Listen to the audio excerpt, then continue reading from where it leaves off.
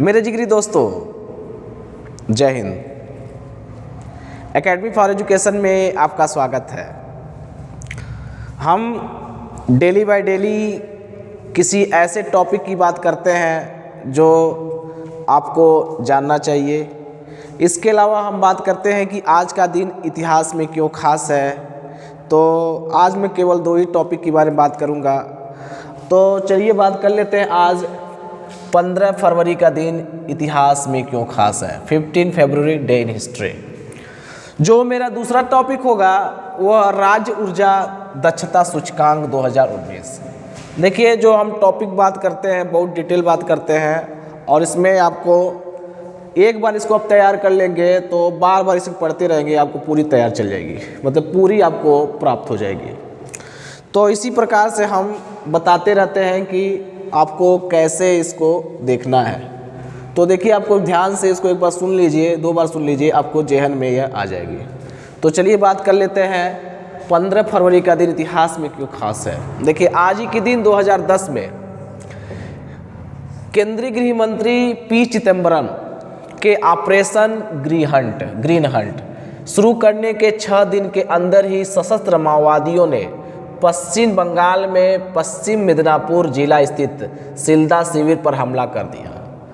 राज्य में माओवादी निरोधक अभियान में शामिल eastern frontier rifles eastern frontier rifle के जवानों की हत्या कर दी गई।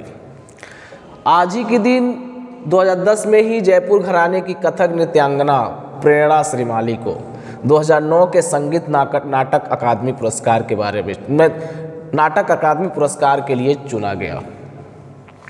आज ही के दिन 1564 में महान खगोलशास्त्री गैलीलियो का जन्म हुआ था। आने वाले वीडियो में हम गैलीलियो के जीवन के बारे में बात करेंगे और ऑपरेशन ग्रीन हंट के बारे में भी बात करेंगे। ऑस्ट्रेलिया और प्रशिया के बीच 1700 में शांति संधि हुई।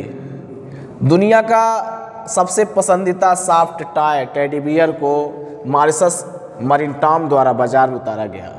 1926 में आज ही के दिन अमेरिका में अनुबंध एयरमेल की सेवा की शुरुआत की गई। 1976 में मध्य प्रदेश की राजधानी भोपाल में केंद्रीय कृषि अनुसंधान संस्थान की स्थापना की गई। 1869 में महान उर्दू कवि और लेखक मिर्जा गालिब का निधन हो गया। तो आने वाले वीडियो में हम बात करेंगे मिर्जा गालिब के बारे में भी। तो देखिए, जो इम्पोर्टेंट और शख्सियत है, इम्पोर्टेंट न्यूज़ है, उसके बारे में बात करेंगे। इसी प्रकार हम करंट अफेयर्स के बारे में बात करते हैं जो आपको जानना चाहिए। तो आने वाले वीडियो में हम करंट अफेयर्स के बारे में बात करते हैं। तो देखिए, जो भी मुद्दा होते हैं, भले ही 2 साल या 3 साल या 1 साल पुराना होता है, जिसके बारे में हम जान सकते हैं। तो आज हम बात करेंगे मुद्दा के रूप में राज्य ऊर्जा दक्षता सूचकांक 2019।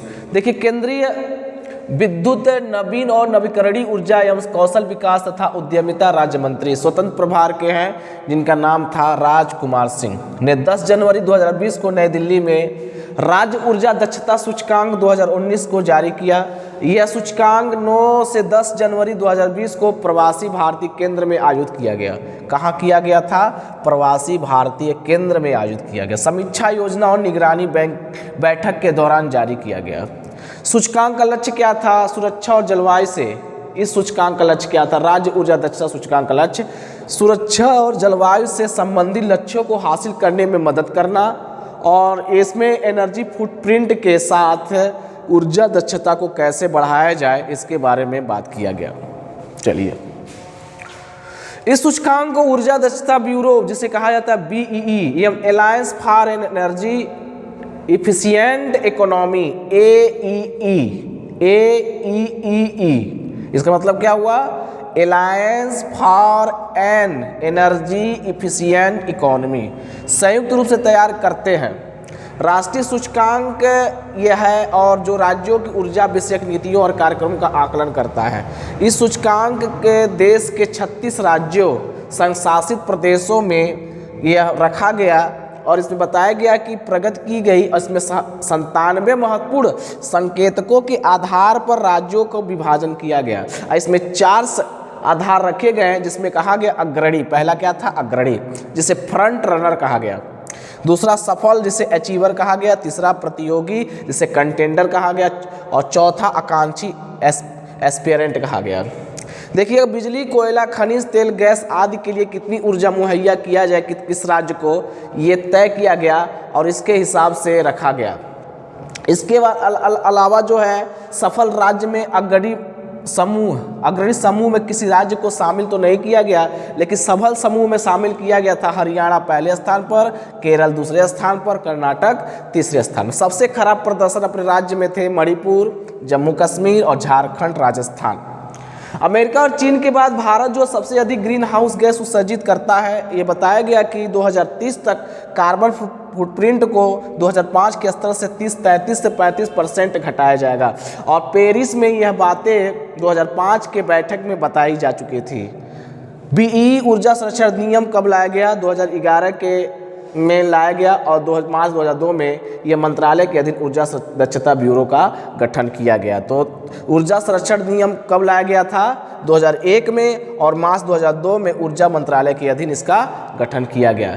स्टैंड ऑफ लेवलिंग प्रोग्राम के तहत बताया गया कि जो एसी या फ्रिज है, इसके अलावा जिसके अंतर्गत जितने भी 14 उपकरण आते हैं इसको 5 स्टार दिया जाएगा। और इसमें बताया गया कि जो 5 स्टार के रूप में पाया जाएगा तो उसकी दक्षता के बारे में बताएगी, उसकी इफिशियंसी के बारे में बताया जाएगा कि किस राज्य को कितनी दक्षता मिली। इसमें क्या बताया गया कि 48 अरब यूनिट बिजली की कम खपत की गई और इसमें लगभग 24,000 करोड़ रुपए की बचत की गई। और कार्बन डाइऑक्साइड की जो कटौती कितनी की हो गई? 400 लाख टन की कमी आई।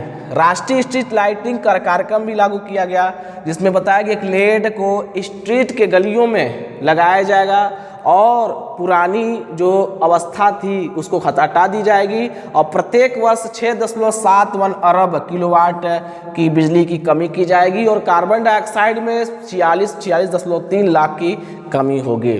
बचत से भुगतान मॉडल भी लाया गया। इसमें पे एज यू सेव 1500 शहरी स्थानीय निकाय कार्यक्रम में शामिल किया गया है। तो इसी को लेकर के राज्य ऊर्जा दक्षता सूचकांक 2019 को जारी किया गया और बताया गया कि किस तरह से कार्बन डाइऑक्साइड की मात्रा को कम किया जाए, अधिक से अधिक ऊर्जा की बढ़त हो और तथा इसमें ज़्यादा से अधिक पैसे की बचत की जाए। तो इसको लेकर के अलग राज्यों में सरकारें क्या कर रही हैं? एक्टिव है। आने वाले समय में ज़्यादा एक्टिवेशन मिलेगा। तो दोस्तों हमने क्या बात की? आज 15 फरवरी का दिन इतिहास में क्यों खास है, इसके अलावा बात की राज्य ऊर्जा दक्षता सूचकांक 2019। कल मिलेंगे, जनरल साइंस के बारे में बात करेंगे, इंपॉर्टेंट फैक्ट में। तो यहीं पर वीडियो क्या होता है? समाप्त होता है। एक बार और बता देते हैं कि perform achieve trade scheme 93.8 lakh tonne तेल के बराबर ऊर्जा की बचत और 11,700 करोड़ के बराबर हो गई। कार्बन डाइऑक्साइड उत्सर्जन में 37 मिलियन की कमी की गई। Thank you very much.